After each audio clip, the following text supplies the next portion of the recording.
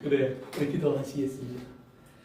고마우신 아버지 하나님, 허락하신 만남을 감사하고 이곳에 함께하는 소중한 분들을 감사합니다. 아버지 하나님, 오늘도 이 자리에 주의 성령으로 함께 하시고 우리를 주님의 말씀 가운데로 인도하셔서 주의 뜻을 깨닫게 하시고 우리의 삶 속에서 우리를 향하신 주님의 목적을 이루어가는 그 귀한 삶을 살아갈 수 있도록 한 사람 한 사람 위에 주의 능력과 기름 부어 주옵소서. 부족한 종 오늘도 주님의 도구로 삼아 오직 주님의 참된 진리만 전할 수 있도록 종의 입술에 주의 말씀을 담으시고 언어와 생각과 뜻을 펼쳐갈 수 있도록 이끌어 주옵소서. 예수님의 이름으로 기도합니다. 아멘. 우리 지난 주일 우리 공부한 게 뭐였죠? 포도 과수원에 심어지 무화과 그렇죠. 네, 포도원에 심어놓은 무화과 나무에 대한 이야기를 했죠. 그러면서 우리가 이제 그 무화과 나무에게 하나님이 주셨던 충분한 시간에 대한 이야기를 제일 먼저 했던 것 같아요. 3년이라고 그랬는데 그 무화과 나무에서 과실을 따기 위한 3년은 우리가 생각하는 3년이 아니라 사실은 8년째다라는 그런 말씀을 드렸었어요. 그래서 우리에게 충분한 시간을 주셨다 하나님께서. 그러나 그 충분한 시간 속에서 열매 맺지 못하는 하나님은 이스라엘을 이제 책망하시면서, 그러나 하나님이 그래도 또 한 번 더 주시는 것을 은혜라고 얘기합니다. 자격이 없는 사람들에게 하나님 더해 주신 것을 은혜라고 얘기하는데, 그 은혜에 대한 이야기를 하는데 그 은혜에서 거름을 주겠습니다라는 말을 하죠. 거름이라는 말을 우리가 가장 쉬운 말로 말하면 뭐라고 했죠? 이렇게 입에서 말하기가 좀 부끄러우신가 봐요. 네, 그렇죠. 이렇게 쓸까요? 네, 이거라고 얘기했어요. 그러니까 그러면 걸음을 주기 위한 그 걸음이 필요한데, 그럼 걸음은 그럼 무엇으로 만드는 것이냐? 어디서 나왔을까 했을 때 걸음은 결국은 예수 그리스도다라는 말씀을 드렸어요. 즉 땅에는 우리가 일반적인 걸음이 필요하겠지만 우리의 삶, 사람의 삶 속에 필요한 걸음은 오직 예수 그리스도로 말미암아 우리에게 주어진 것이 된다라고 되었습니다. 그럼 예수 그리스도가 우리에게 걸음이 되기 위해서 택하신 길은 뭐냐? 십자가다. 그래서 우리는 이제 십자가라고 하는 그 삶을 생각할 때 가장 우리에서 이제 예수 믿는 사람들에게 이제 어려운 어떤 기분 숙제 같은 것이 십자가에 대한 바른 이해예요. 왜냐하면 우리는 보통 십자가를 예수님이 졌으니까 우리는 좋은 것만 이제는 누리면 된다 생각을 하는 거예요. 근데 거기서 누려야 될 그 우리가 누리는 하나님의 나라는, 누리는 것은 하나님의 나라라고 얘기하는데, 하나님의 나라는 우리가 생각하는 문제도 없고 다 잘되고 배부르고 편안하고 이걸 말하는 것이 아니라 하나님이 우리를 다스리는 것을 하나님의 나라라. 그러니까 나를 다스리는 분이 누구냐? 나를 다스리는 것이 나면 그것은 누구 나라예요? 그렇죠. 내 나라죠. 나를 다스리는 사람이, 미국의 법이 나를 다스리면 미국이라는 나라예요. 마찬가지로 하나님의 나라는 건 뭐냐? 하나님이 나를 다스리는 것이 하나님의 나라예요. 그러니까 아무리 우리가 좋은 말을 표현을 해놔도, 예를 들면 이제 이런 거예요. 아이들에게 우리가 하나님 나라를 얘기할 때 가장 잘 표현한 자기한 얘기가 뭐냐면 하나님은 사랑이야. 그러니까 세상 사람들도 교회 또는 기독교로는 사랑이야 이렇게 생각을 해요. 그래서 사랑이 아닌 것을 교회에서 보게 되면 그게 어떻게 하나님의 나라야, 이런 식의 이야기를 한다는 이 말이에요. 그런데 세상이 말하는 사랑이라는 말 속에서 우리가 생각해 볼 수 있는 건 뭐냐면, 그러면 거기에는 뭐예요? 어떤 문제도 없어야 돼요. 하나님 사랑이고 하나님이시니까 병든 사람은 다 나아야 되고, 문제 있는 사람은 다 해결돼야 되고, 가난한 사람도 없고 병든 사람도 없고 아무 문제가 없는 곳이 돼야 돼요. 그러니까 우리가 이 땅에 살고 있지만 마치 극락세계에 살고 있는 것 같은 삶이 우리에게 이루어져야 되는 거예요. 적어도. 그러니까 지난번에 어떤 그 유튜브에 올라온 장면을 보는데 비가 내리는데 그것도 뭐 넓은 지역 아니에요. 여러분 파킹장에 비가 오는데 차 한 대 위에만 비가 와요. 한 대 위에만. 그래서 하도 신기해서 제가 다시 돌려봤는데 진짜로 차 한 대 위에만 비가 와요. 다른 데는 멀쩡해. 그러니까 물론 뭐 우리가 비 온다고 해서 여기 비 온다고 해서 텍사스 비 오는 건 아니지만 그렇게 좁은 지역에서 그렇게 차 한 대 위에만 비가 오는 것은 참 특이한 일이더라고요. 그런데 그렇게 보는데 우리는 무슨 생각이냐면 마치 하나님의 백성이 되면 차 한 대 위에만 비가 오는 것처럼 나한테만 좋은 일이 생겨요. 이것이 하나님의 나라다고 생각한다 이 말이에요. 그런데 성경은 그것이 아니다라는 거예요. 하나님의 나라를 우리가 얘기할 때 우리는 반드시 세상 나라 속에 있는 하나님의 나라예요. 세상 속에 있는 하나님의 나라예요. 세상 속에 있는. 그러면 하나님의 나라가 오기 전에 세상 속의 인생, 우리의 삶은 환경은 바뀌는 게 하나도 없어요. 그러면 하나님은 우리를 어디서부터 다스리시느냐? 세상 속에서 우리를 다스리는 게 아니라 우리 속에서. 우리 가운데에서 하나님은 우리를 다스리는 거예요. 여러분 우리 속에서 우리를 다스리는데 세상이라고 하는 우리 주변의 환경은 여전히 똑같아요. 그런데 우리 속에서 나를 다스리는 하나님에 의해서 우리가 세상을 보는 우리의 관점이 바뀌는 거예요. 우리의 생각이 달라지는 거예요. 기준이 바뀌는 거예요. 그러니까 세상 속에서 일어나시는 모든 일은 우리에게 똑같이 일어나요. 예수 안 믿는 사람이나 예수 믿는 사람이나 차이가 전혀 없다는 말이에요. 그렇지만 예수 믿는 사람들에게는 또 하나 이런 것들이 있어서 세상은 하늘을 보고 원망하고 때로는 뭐 포기하고 아니면 또 우리가 뭘 해보자고 뭘 하기도 하고 애를 쓰는데 예수 믿는 사람들은 그 안에서 뭐예요? 하나님의 말씀 속에 있는 하나님의 뜻을 생각하는 거예요. 그러니까 하나님의 뜻은 무엇일까? 하나님은 왜 이런 일을 허락하실까? 이 속에서 우리가 해야 될 일은 무엇일까?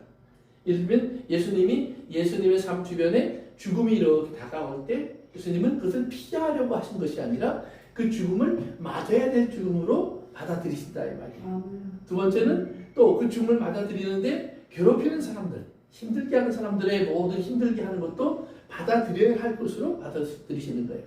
그러면서 예수님이 분명히 하는 것이 있어요. 내가 힘이 없거나 능력이 없어서 그 일을 당하는 건 아니다라는 말이에요. 우리가 생각하는 것처럼 하나님이 힘이 없어서 왜 우리를 안 도와주시나? 하나님 능력이 없어서 우리가 안 치료해 주시나? 이게 아니다라는 말이에요. 그러면서 그것이 있어야 하리라. 이게 참 중요한 말이에요. 있어야 하리라.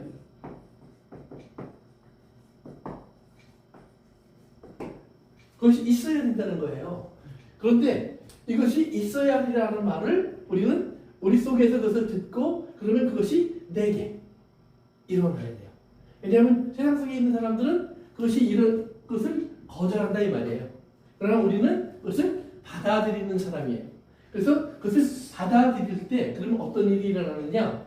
하나님의 뜻이 이 세상 속에 일어나면 세상이 마치 하나님의 뜻대로 가는 것을 파괴하는 것처럼 보여요. 그런데 이것이 파괴적으로 세상에 우리가 접근해 오지만 그 파괴 속에서 하나님 반드시 생명을 만들어내요. 이것이 이제 하나님의 나라의 말하는 비밀이에요. 그러니까 세상은 그 파괴 속에서 죽음이 밖에 없으니까 죽음으로 사라져요. 그러나 하나님의 나라는 반드시 하나님의 세상 속에서 있는 생명이라고 하는 씨앗이 있기 때문에 그 파괴 속에서 반드시 생명으로 일어나요.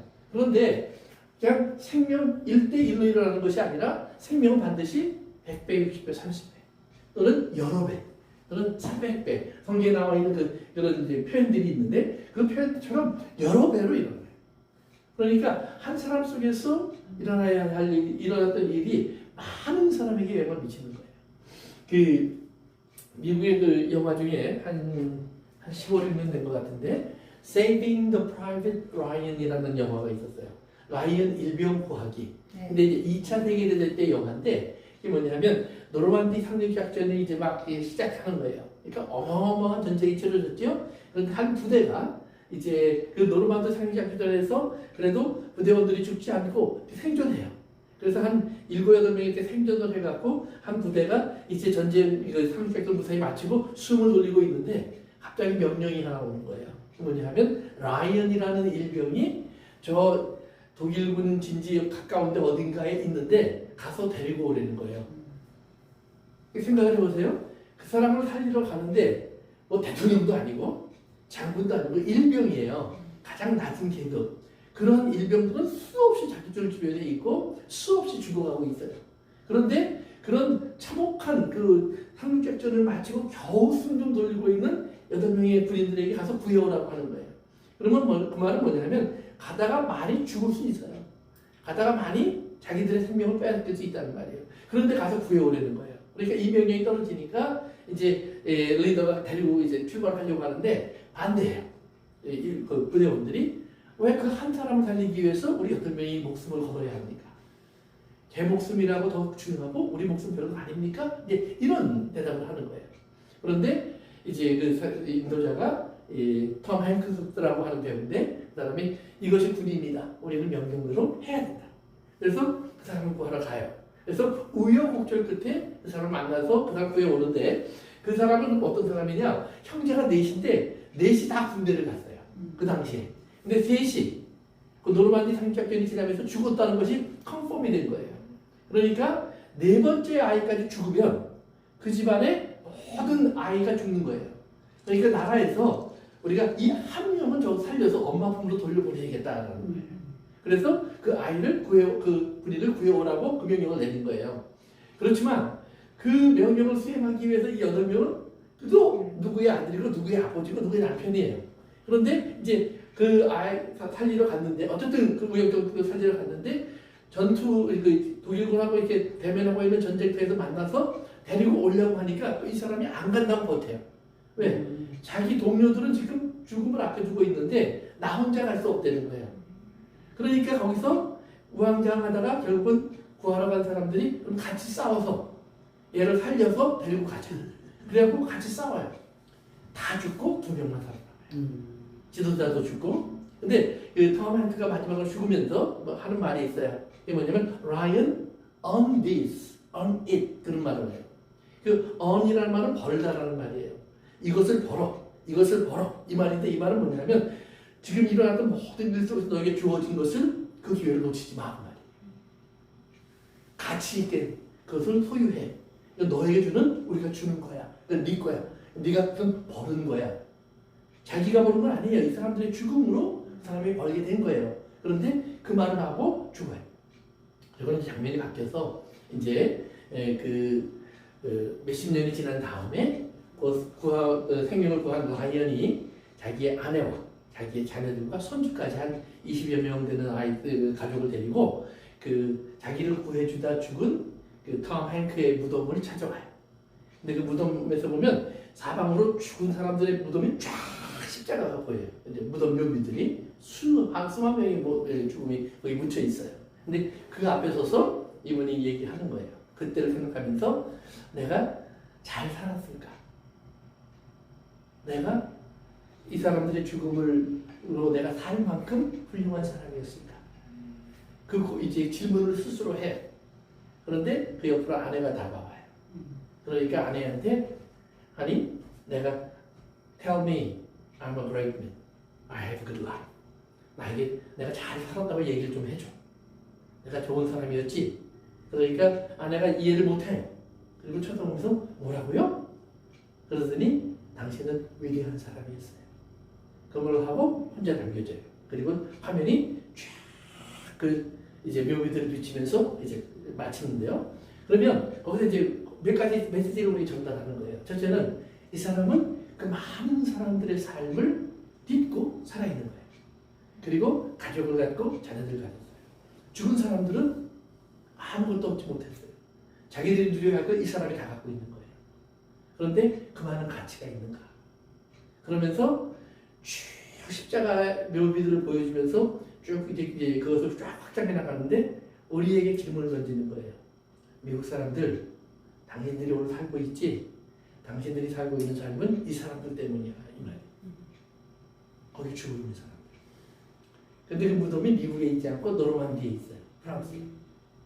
그러면 그 말은 또 뭐예요? 프랑스 사람들, 영국 사람들, 독일 사람들, 당신들이 오늘 누리고 있는 그 자유는 이 사람들 때문이야. 근데 가치가 있어? 값어치가 있는 삶을 살고 있어? 그 질문을 그들이 던지는 거예요. 그러니까 그 선물을 받았는데 선물 받은 사람답게 사느냐. 그래서 이제 우리 속에서 우리가 하나님의 나라를 생각할 때 우리는 항상 그걸 생각해야 되는 거예요. 하나님 나라를 생각할 때 우리가 예수님의 십자가를 앞에 놓고 그래서 예수님의 십자가로 내가 살았어. 난 이제 천국 가는 거야. 나는 이제 띵까띵까야. 그게 아니다 이 말이에요. 아멘. 그 앞에 서서 그 질문을 해봐야 된다. 아멘. 너는 어떤 사람이니? 예수님이 내가 너희를 위하여 죽노라 그랬는데 값어치 그 값이 있니?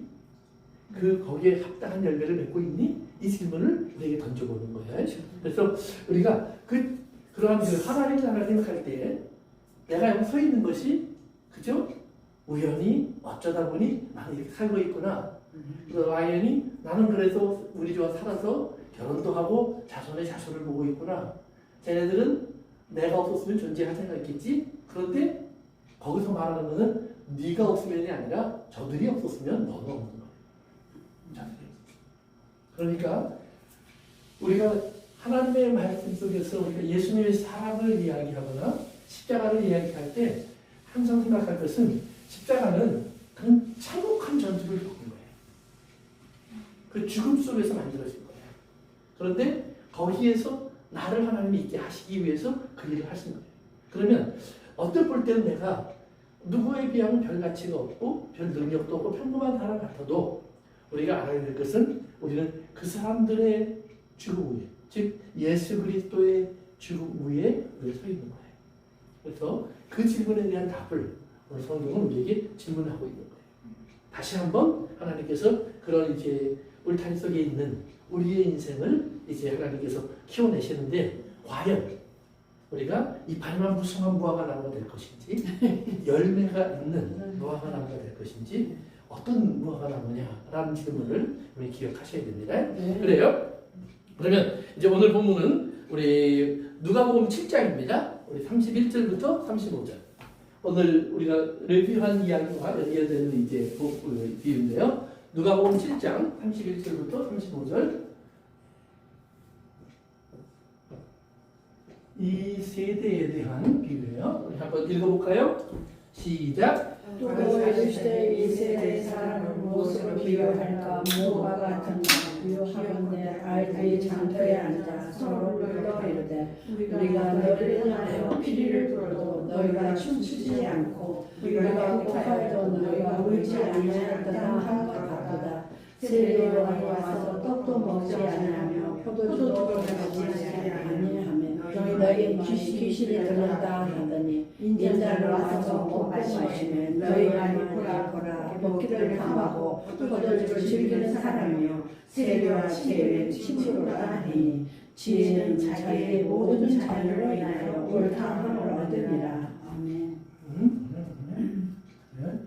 이제 오늘 보면은 이 세대를 어떻게 비유할고 이 세대라는 말은 이제 예수님이 말씀하시는 세대는 뭘까요? 예수님 앞에 살고 있는 사람들 그 중에서도 예수님의 말씀을 지금 듣고 있는 사람들은 주로 예루살렘 사람들이에요.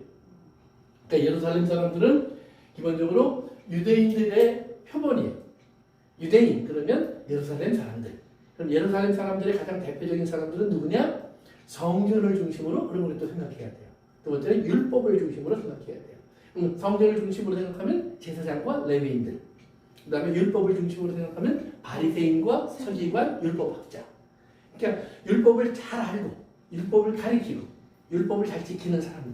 그리고 하나님의 집에서 하나님께 예배하고 하나님의 말씀을 가르치고 그것으로 하나님께 예배를 드리면서 이스라엘을 대표해서 하나님께 감사하고 이스라엘을 축복하는 사람들.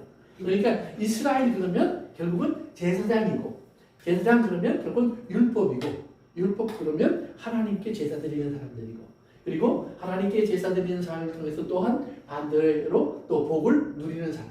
이제 이것이 유대인들이에요. 그러니까 이 세대에 그랬을 때 예수님이 말하는 너희들이 생각하는 바로 그 세대. 그러면서 그들은 무슨 생각을 하냐면 바리새인들은 바리새인들대로 그러니까 우리는 복받은 사람들이야. 서기관들대로 우리는 하나님의 말씀을 잘 알고 하나님 말씀대로 살아가는 우리는 특별히 은혜 받은 사람들이야. 서기관 또 제사장들은 제사장들대로 누가 뭐래도 하나님의 은혜는 우리가 가장 많이 받았지. 그래서 뭐 정말 화려한 옷도 입고 많은 물질을 갖고 있고 그리고 성전에 들어가서 아무 들어올 수 없는 데까지 들어가서 자기들만이 갖고 있는 하나님과의 특별한 교제, 이스라엘을 대표할 수 있는 특별한 위치 이런 것들을 자랑하고 누리는 사람들의 그러한 모습을 이제 이 세대 이렇게 얘기하는 거예요. 그래서 너희들이 볼 때에는 그 세대는 그렇게 아름답게 보여. 그리고 이 세대가 너희들 나름대로 복을 받고 있다고 생각을 해. 그런데 우리 한번 보자. 그런데 내 눈에 볼 때에는 아이들의 놀이를 하는 그런 모습으로 보인다. 그러면서 그 당시에 이제 아이들이 이제 장날이 되면 많은 사람들이 있으니까 놀지 못하지만 평일에는 아이들이 놀 수 있는 공터가 되는 거예요. 시장에서는 그것이. 그러니까 아이들이 거기에 와서 놀이를 하는데 무슨 놀이를 하냐면 팀을 둘로 나눠요. 그래서 A팀, B팀으로 나눠서 A팀은 결혼팀, B팀은 장례식 팀이에요. 그러니까 놀아도 꼭 그냥 결혼식을 위해서 놀고 그다음에 장례식을 위해서 놀고. 그러니까 어찌 보면 그 당시에 가장 즐거운 자리는 결혼식 장소고 가장 절망적인 장소는 장례식 장소예요. 그런데 아이들이 장례식 놀이를 할 만큼 죽음이 흔했다는 말이에요. 흔했어요. 그러니까 일반적으로 우리가 어린아이들은 사실 장례를 잘 모르죠. 좀 나이가 먹어가면서 우리가 이제 주변의 사람들이 돌아가시고 이런 걸 통해서 장례에 익숙해지지 잘 모른다는 말이에요. 그런데 아이들의 눈에도 죽음이 흔할 만큼 많은 죽음이 있어서 장례의 여러 가지 내용들이 아이들에게 친숙해서 그것을 놀이화시킬 정도로 친숙했다는 말이에요.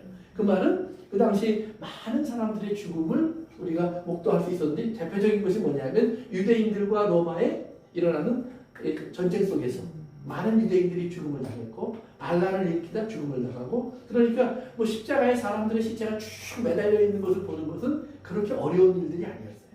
그러니까 아이들이 장례와 결혼을 놓고 이제 한 팀으로 나눠서 결혼식 팀은 대표적으로 하는 것이 뭐냐면 이제 노래 피리를 불러요.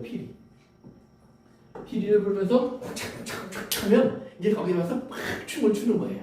그래서 야 신난다 그러는데 그다음에 이제 B 팀이 되면 그다음에 아이고 하는 거예요. 그러면 같이 아이고 해주는 거예요. 이렇게 요거를 잘 해야 돼요. 이 곡을 하고 한쪽에서는 이제 노래를 하고 댄스를 하고 그래서 요걸 돌아가면서 하는데 이쪽에서 요걸 하면 얘네들이 따라해줘야 돼. 얘네들이 이걸 하면 이쪽이 따라줘야 돼. 그런데 안 하는 거예요. 니들끼리 놀아 난 안 할래. 싫어.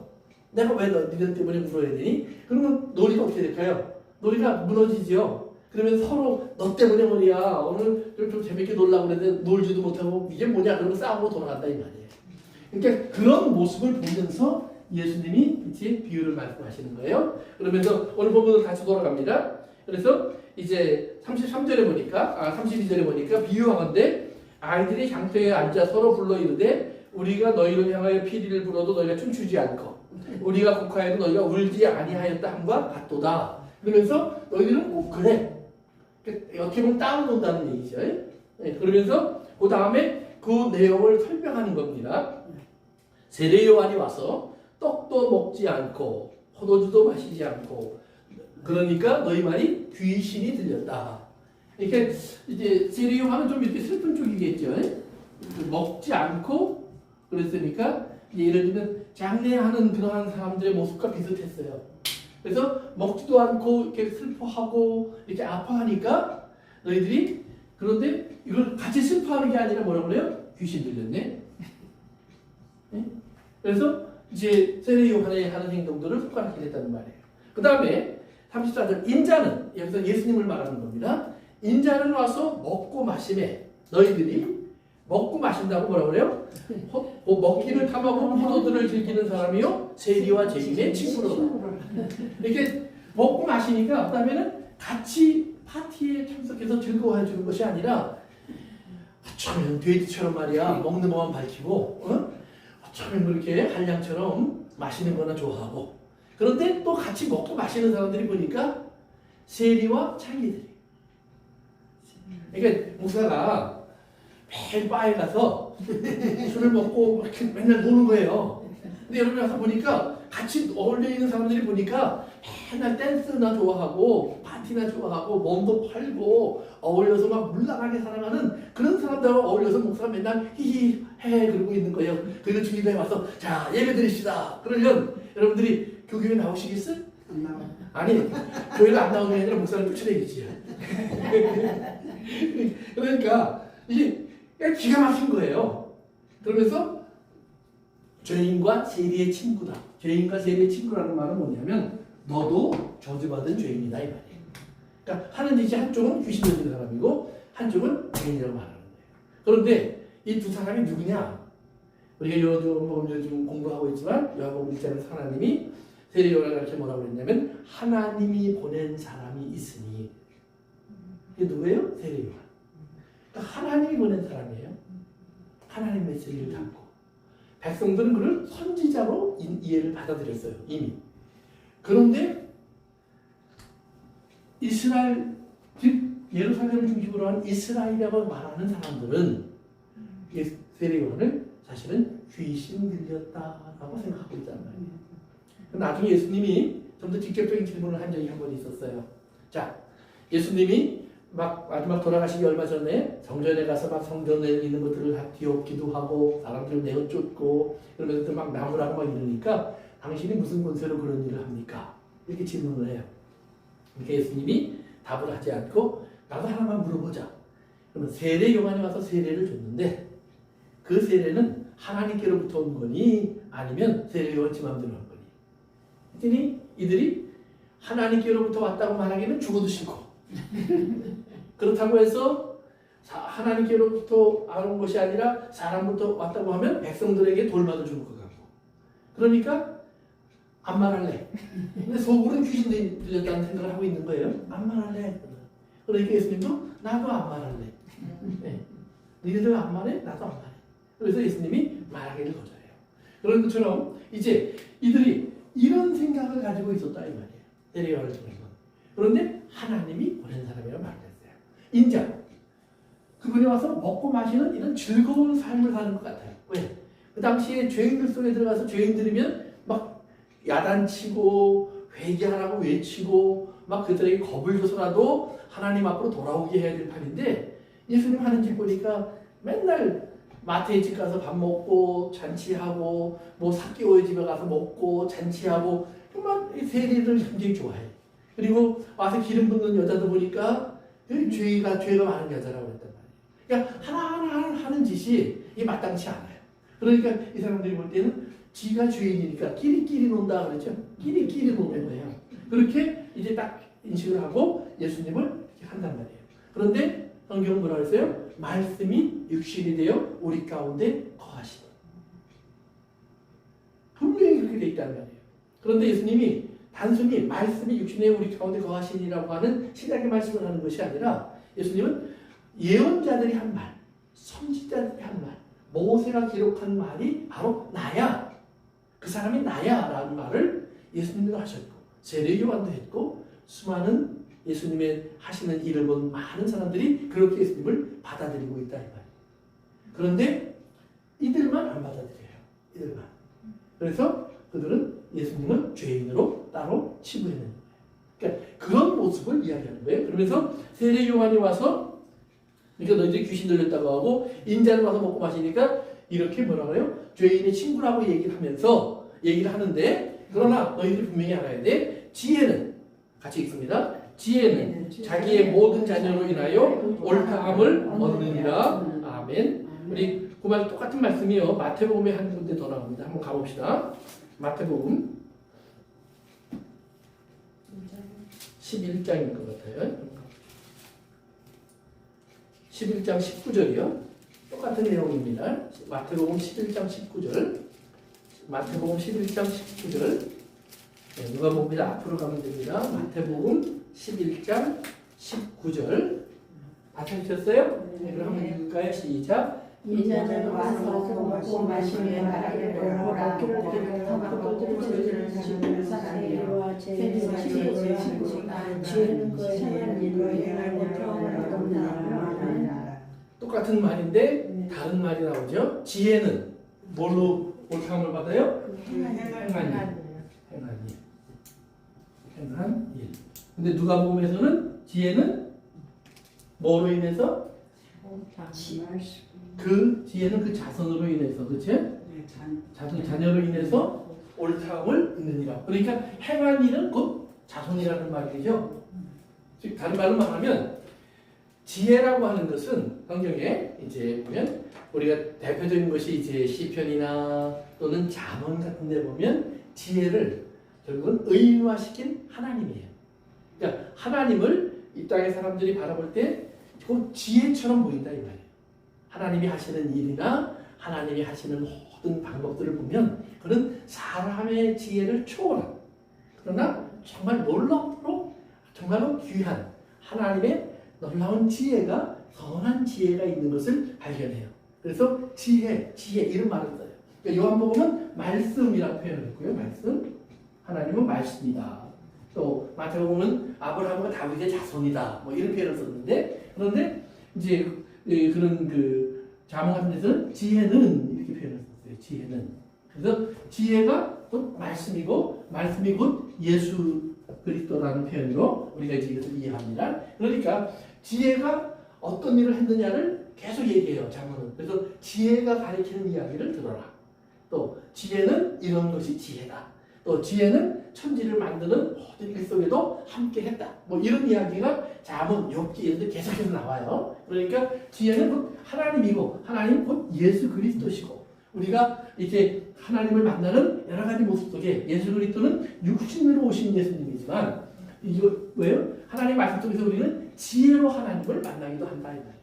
그래서 예수 그리스도를 말할 때에도 성경 뭐라고 했냐면 예수 그리스도 안에는 하나님의 지혜가, 그리고 하나님의 또 귀한 보물들이 가득 차 있는 분이다. 아멘. 그래서 성경에서 성령 충만 받으라 이런 말 많이 하죠. 예. 그런데 성령 충만 받으라는 말은 곧 지혜가 충만하다. 아멘. 말씀이 충만하다. 믿음이 충만하다. 우리 사도행전 6장으로 한번 가봅시다. 예, 찾아보고 갑시다. 사도행전 6장. 사도행전 6장입니다. 여러 군데가 있지만 6장. 이 사도행전 6장은 어떤 내용이냐면 처음 교회가 생긴 다음에 교회 안에서 이 사람들이 많아지니까 그중에 특별히 가난한 사람들이 많았어요. 가난한 사람들을 돌봐주는 일을 교회가 했어요. 그런데 그 일을 하는데 어떻게 하다 보니까 이 파벌이 생겼어요. 뭐 항상 그런 거예요. 좋은 일을 하는 것 같은데 하다 보면 왠지 문제가 생겨요. 그런데 어떤 사람은 더 많이 받고 어떤 사람은 덜 받고, 이러니까 이 문제를 해결하기 위해서 이제 집사님들을 세우자. 그래서 이제 사람을 세워서 그 문제를 해결하려고 해요. 그런데 그 집사님들의 자격을 얘기하는데요. 3절, 6장 3절. 네, 한번 읽어볼까요? 시작. 형제들아 너희 가운데 성령과 지혜가 충만하여 칭찬받는 사람 7을 택하라. 우리가 이 일을 그들에게 맡기고. 아멘. 성령과 뭐가 충만해요? 지혜가 충만해요. 또 8절에 가면 스테반을 얘기하는데 은혜와 권능이 충만해요.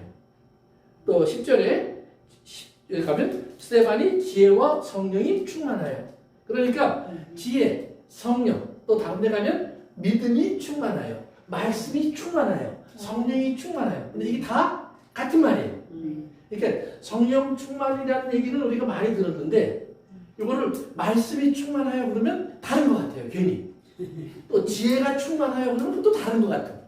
또 믿음이 충만하여 그러면 다 또 다른 것 같아요. 그러니까 성령 충만 달라고 어떤 사람이 기도하다가 성령 충만을 받은 것 같으면 하나님 나에게 믿음도 충만하게 하옵소서. 그리고 또 믿음을 달라. 이게 다 다른 것처럼 보인다 이 말이에요. 그런데 이건 하나예요. 그러니까 여러분이 갈라디아서 5장에 보면 성령의 9가지 열매가 나오는데 사랑과 자비와 온유와 충성과 뭐 여러 가지 리스트가 나와요. 그런데 성령의 열매는 그러면서 9가지가 나오는데 성령의 열매라는 말이 단수예요. 그러니까 이거 뭐냐면 성령의 열매는 이렇게도 나타나고 이렇게도 나타나고 이렇게도 나타나고 이렇게도 나타난다는 말이에요.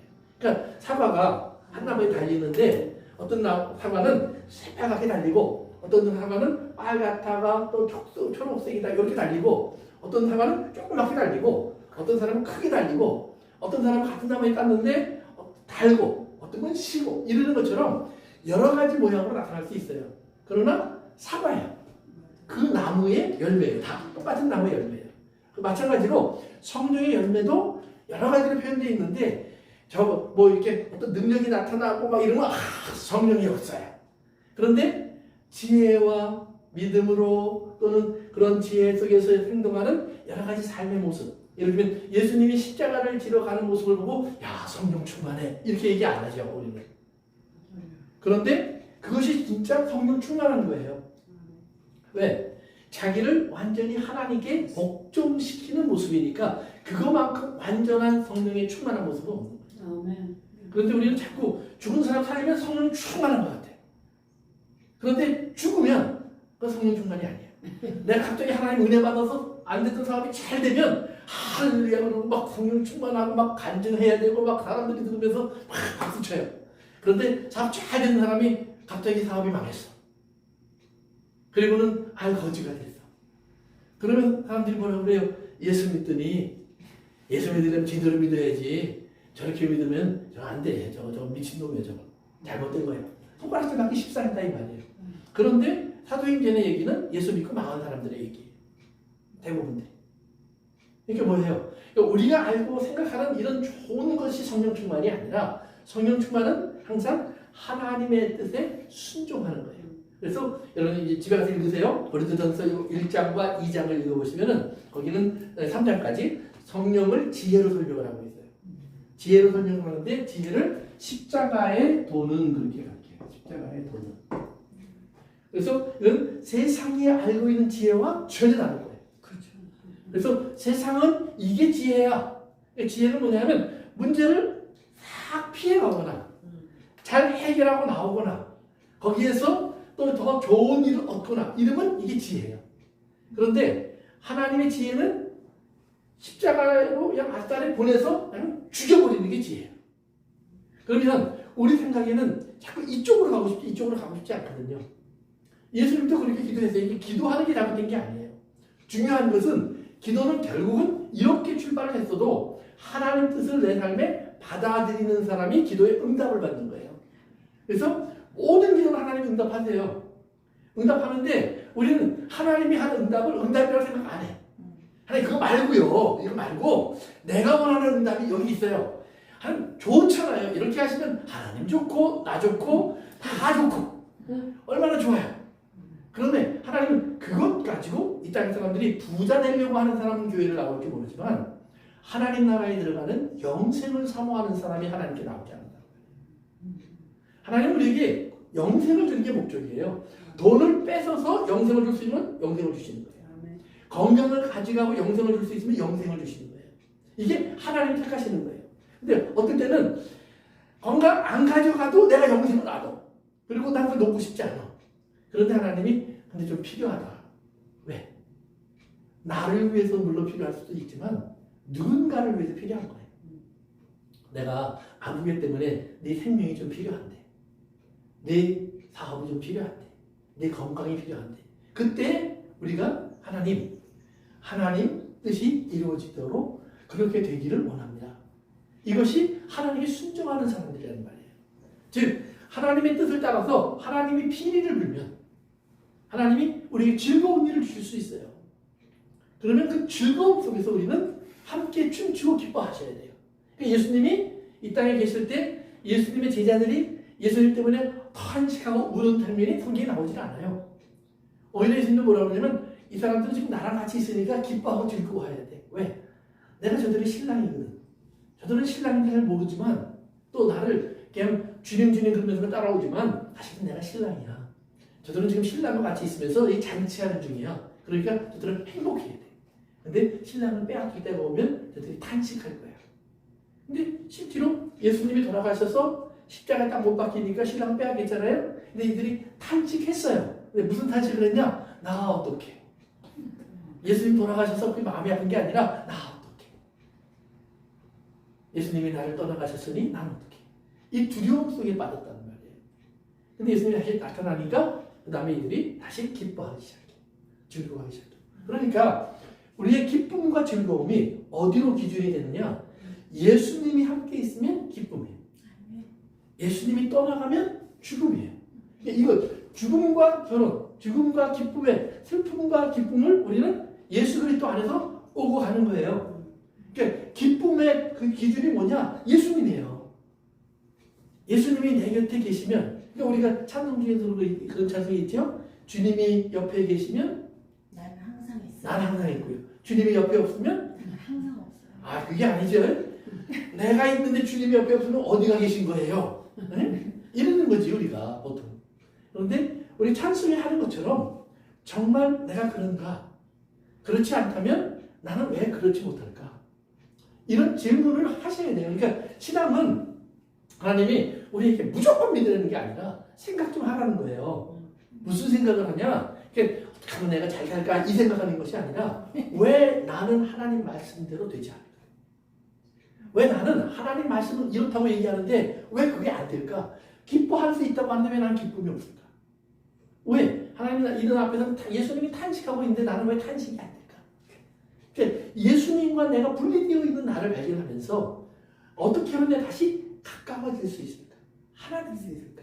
예수님과 나는 아직 결혼한 신부와 신랑처럼 우리가 부모를 떠나 우리가 한 몸이 될지라 그러잖아요. 하나가 될지라 예수님이.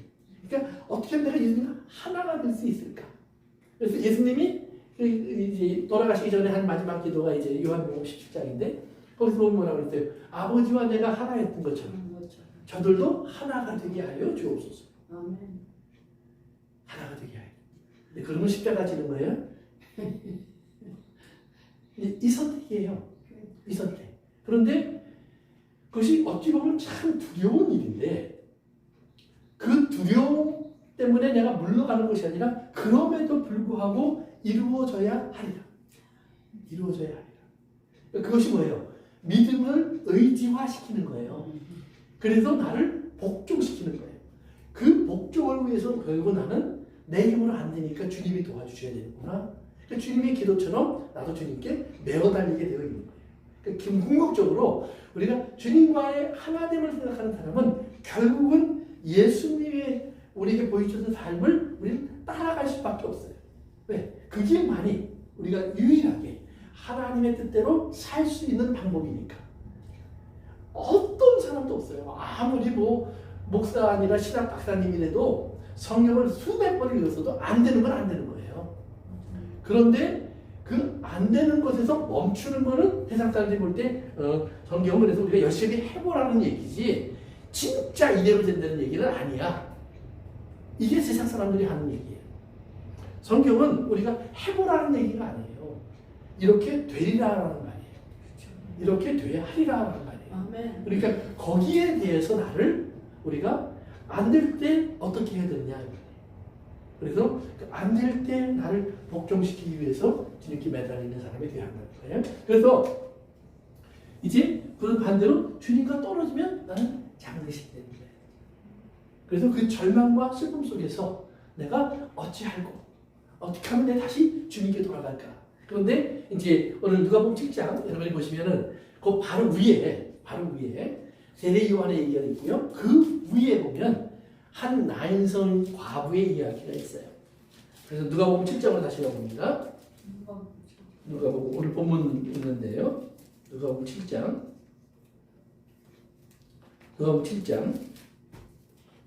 11절부터 보시면 한 나인성이라고 하는 한 마을로 예수님이 찾아가세요. 누가복음 7장 11절. 그런데 성문에 가까이 가시는데 갑자기 장례식 행렬이 보여요. 그러면서 이제 사람들이 한 아이를 메고 나오는데 보니까 과부의 독자가 죽었어요. 그래서 이제 많은 사람들이 절망하면서 고군하며 나오는 중이겠죠. 그런데 예수님이 거기로 다가가시더니 손을 대시고 그 다음에 얘기하시는 거예요. 그를 불쌍히 여기사 울지 말라 하시고는 청년에게 뭐라 그래요? 일어나라 그래요. 그랬더니 그 다음 절에 보니까 15절에 죽었던 자가 일어나 앉고 말도 하고 그러니까 예수께서 그를 어머니에게 주시니 이렇게 나와요. 그러니까 14절에 일어나라는 말은 눈 떠라라는 말이에요. 15절에 일어나라는 말은 일어나라는 말이에요. 그러니까 우리가 일어나란다는 말이 하나는 잠에서 깨서 눈 떴다 이것도 일어난 거예요. 우리 깼다고 그러잖아요. 그러나 또 하나는 뭐냐면 이제 이부자리를 털고 일어나야 일어난 거예요. 그러니까 이 두 개의 단어가 다른 단어예요. 근데 그렇게 얘기하면서 그 다음에 뭐예요? 어머니에게 주셔요. 원래 어머니 아들 아니에요? 네. 근데 뭘 줘요? 당연한 건데. 죽었었던 자식이 그렇죠? 상징적으로 보여주는 게 그거예요. 이 아들은 이미 죽은 거예요. 없어진 거예요. 더 이상 그 사람의 아들이 아니에요. 살리신 것은 누구예요? 하나님이에요. 예수님이에요. 그러니까 어머니가 넌 내 자식이야 그런 이유는 내가 너를 낳았어라는 말이거든요. 그런데 엄마가 내가 너를 낳았어 그랬던 아들은 죽었어요. 그러나 하나님 말씀으로 다시 살아난 아들이 그 앞에 있는 거예요. 그 하나님께서 그 아들을 어머니에게 다시 주시는 거예요. 그러니까 생명의 주인이 누구예요? 하나님이에요. 그래서 여기서 이제 하나님이 보여주시는 것이 그것이에요. 죽음. 그 죽음이 탄식으로 주님 앞에 나오면 주님께서는 그 탄식을 기쁨으로 바꿔주시는 거예요. 이것이 복음의 메시지예요. 그래서 오늘 이제 여기에서 주님이 말씀하신 게 뭐냐면 너희가 죽음 앞에서 탄식할 줄 아는 사람이 되라 이 말이에요. 죽음 앞에 탄식할 줄 아는 사람. 그런데 문제는 우리가 죽음 속에 있으면서도 탄식하지 않아요. 예수님의 제자들이 물에 빠질 때 어떻게 했어요? 베드로가 나 죽는데 예수님이 안 도와줘요? 이랬단 말이에요. 배가 막 풍랑쳐서 잠기려고 하니까 제자들이 뭐라고 그래요? 우리 예수님 우리가 죽을 것 같습니다. 살려주세요. 또 예수님을 따라다니는 많은 사람들을 보더니 저들을 불쌍히 여기서 먹을 걸 주라고 그래요. 왜? 더 이상 예수님 따라다니다가 그다음에 어떻게 돼요? 굶어 죽을 것 같아요. 길거리에서. 그러니까 예수님이 먹을 걸 주어라. 이렇게 얘기했단 말이에요. 그러니까 죽을 것 같은 운명을 우리가 알아야 된다는 말을 성경은 계속 반복하는 거예요. 그런데 그 죽을 것 같은 운명에서 그렇게 사람들이 뭐라 그러냐면 뭐 이제 할 수 없지 받아들여야지 이게 아니라 주님은 너희가 이제 그때 울부짖을 사람이 어디 있는가를 찾아라라는 말이에요. 너희가 손을 내밀어야 될 분이 어디 있는가를 알아라라는 말이에요. 그래서 주님을 만나서 주님의 말씀을 들어라. 주님의 말씀 뭐예요? 깨어라 일어나라는 말이에요. 그리고 우리에게 그 생명을 다시 돌려주는 거예요. 그러면 과부가 그 아들을 얻었는데 아들이 먼저 죽었을까요? 과부가 먼저 죽었을까요? 엄마가 먼저 죽었을 것 같아요. 그랬을 것 같죠. 근데 그 당시의 상황으로 보면 아들이 먼저 죽었을 상황이 더 가까울 수도 있어요. 왜? 곧 예루살렘에서 전쟁이 있었고 유대인들의 반란이 있었고 갈릴리부터 로마 군대가 아주 싹쓸이를 했어요. 수십만 명의 이스라엘 젊은이들이 피바다가 됐어요. 그 아이라고 뭐 예외였겠어요? 그러면 다시 엄마는 울었겠죠. 그러나 이제 우리가 기억해야 하는 것이 하나님 주신 것이 뭐예요? 그런 것은 세상 속에서 우리에게 얼마든지 다가올 수 있는 일들이에요. 그런데 우리 속에는 이제 분명한 메시지가 하나 있어요. 그 메시지가 뭐예요? 일어나라. 일어나. 그리고 다시 돌아오는 하나님의 선물이 있다는 말이에요. 즉 부활이 있고 그리고 하나님의 나라에서의 또 다른 만남이 우리를 기다리고 있음을 성경은 말하는 거예요. 그래서 우리가 지혜는 이런 결심을 가져야 돼요. 우리 안에. 우리가 믿음 때문에 이 하나님의 말씀 때문에 우리가 결국은 그렇게 할 수 있는 우리의 모습. 즉 뭐예요? 우리가 기뻐할 수 있고 슬퍼할 수 있고 그리고 슬픔 속에서 또 우리가 하나님께 부르짖을 수 있고 붙잡을 수 있고 기쁨 속에서 감사하고 영광 돌릴 수 있고 그러나 또한 내어드릴 수 있고 이러한 삶이 우리 삶 속에서 결실로 나타날 때 성경 그것을 저 사람은 하나님의 지혜에 닿은 사람이구나 이 말이에요. 하나님의 지혜에 닿은 사람. 그래서 오늘 우리가 그 나인성의 과부 이야기 바로 뒤에 보면 예수님이 이제 세례 요한에 대한 이야기를 하는데 그 이야기를 하면서 오늘 비유를 주신 거예요. 세례 요한이 감옥에 갇혀서 이제 오늘 내일 하고 있어요. 그런데 도대체 자기의 생각으로는 예수님이 할 수 있었던 일들 또는 예수님이 하실 것 같았던 일들이 일어나지 않아요. 분명히 자기가 저분이 예수님이야 저분이 하나님의 어린 양이야 포인트를 했고 제자들이 따라가게 했는데도 불구하고 예수님을 통해서 처음에는 뭔가 될 것 같았어요. 왜? 죽은 사람들이 살아나기도 하고 병문자가 고침을 받고 막 기적이 일어나고 있으니까 사람들이 몰려들고 곧 될 것 같은데 예수님이 나 같은 걸 했을 일을 안 하신다 이 말이에요. 그리고 엉뚱한 모습을 자꾸 보이니까 세례요한이 사람을 보내서 물어보는 거예요. 진짜 당신이 맞습니까? 아니 자기가 그러네. 저 사람이라고 자기가 말했는데 이제 또 진짜 당신이 맞습니까? 중요한 거예요. 여러분 목사도 여러분이 설교하지만 어떤 때는 진짜 하나님 계실까? 진짜 하나님이 그런 일을 하시나? 정말 부활이 있나? 이런 질문을 할 수 있다 이 말이에요. 누구든지. 맞아요. 절대로 저는 믿음이 좋으니까 안 그럴 거야. 아니요. 그런 사람, 그런 저분은 없어요. 다 자기의 삶에 어떤 환경이 닥치면 그 질문을 하게 돼 있어요. 그리고 그 질문 속에서 씨름하게 돼 있어요. 그런데 중요한 것은 그때 그것을 내가 깜깜하게 보고 빛을 찾으면, 그리고 그것을 절망으로 보고 희망을 찾으면 반드시 또한 하나님도 응답하신다라는 말이에요. 그리고 하나님 우리를 만나주시고 우리 속에 다 사고를 가져가는, 이제 막 쓰러지려고 하는 그런 것들을 다시 세워주세요. 그런 불길을 다시 키워주세요. 그래서 우리가 다시 한번 믿음으로 딱 설 수 있도록 우리를 세워주시는 하나님이 계시다는 말이에요. 그래서 세례 요한에게 예수님이 네가 본대로 가서 전해. 그랬더니 뭐 안진뱅이가 일어나고 죽은 자가 살고 가난한 자에게 복음이 전파되고 뭐 이런 이야기를 이제 세례 요한이 전해요. 세례 요한이 믿고 갔는지 안 믿고 갔는지 그건 몰라요. 그런데 뭐 올라가서 한번 말씀 봅시다. 보면 세례 요한의 이야기를 예수님이 한 다음에 이런 말을 해요. 28절, 7장 28절입니다. 우리가 오늘 이걸 보면 바로 위죠. 7장 28절. 내가 너희에게 말하노니 여자가 낳은 자 중에 요한보다 큰 자가 없도다. 그러나 하나님 나라에서는 극히 작은 자라도 그보다 크니라. 아멘. 좀 이상한 말을 해요. 세례 요한이 하나님 나라에서 볼 때는 그렇게 큰 자가 아니라는 말이에요.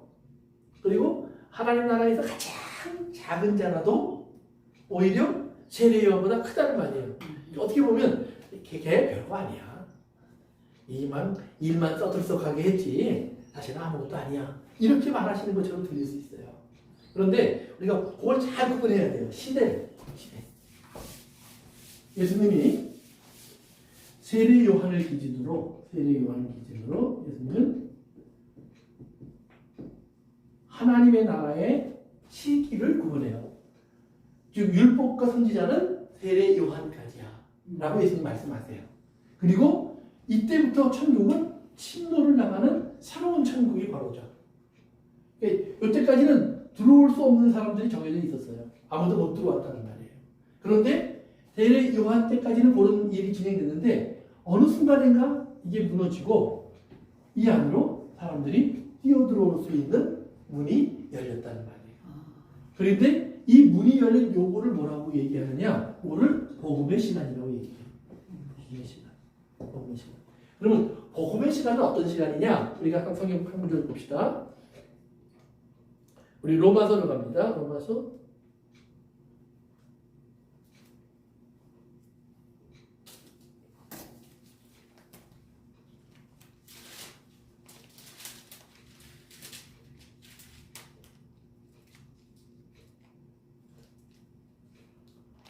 8장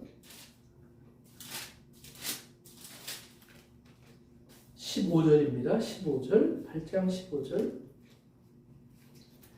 찾았으면 읽을까요? 시작. 너희는 다시 무서워하는 종의 영을 받지 않으려고 양자의 영을 받았으므로 우리가 아버지라 부르느니라.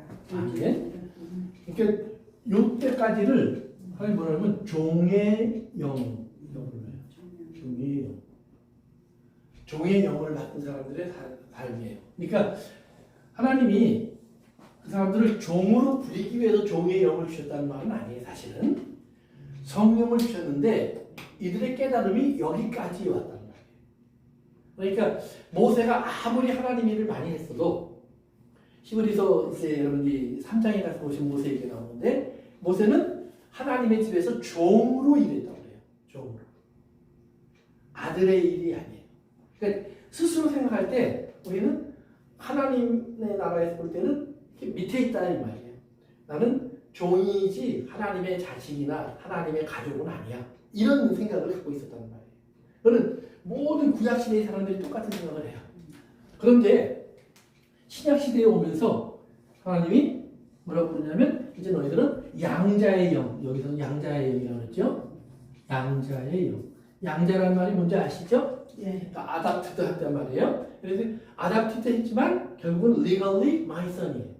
그러니까 우리가 내가 낳지는 않았지만 법적으로 내 아들로 만들어버린 거예요. 그러니까 신분이 종과 양자는 전혀 다르죠? 아무리 유능해도 종은 종이고 아무리 무능해도 자녀는 자녀예요. 맞아요. 관계를 얘기하는 거예요. 아멘. 얼마나 가까운가. 그러면 이 관계의 변화는 어디서부터 일어나느냐? 여기서 일어나는데 여기에서 어떤 일이 있었느냐? 십자가가 있었다. 이 말이에요. 십자가.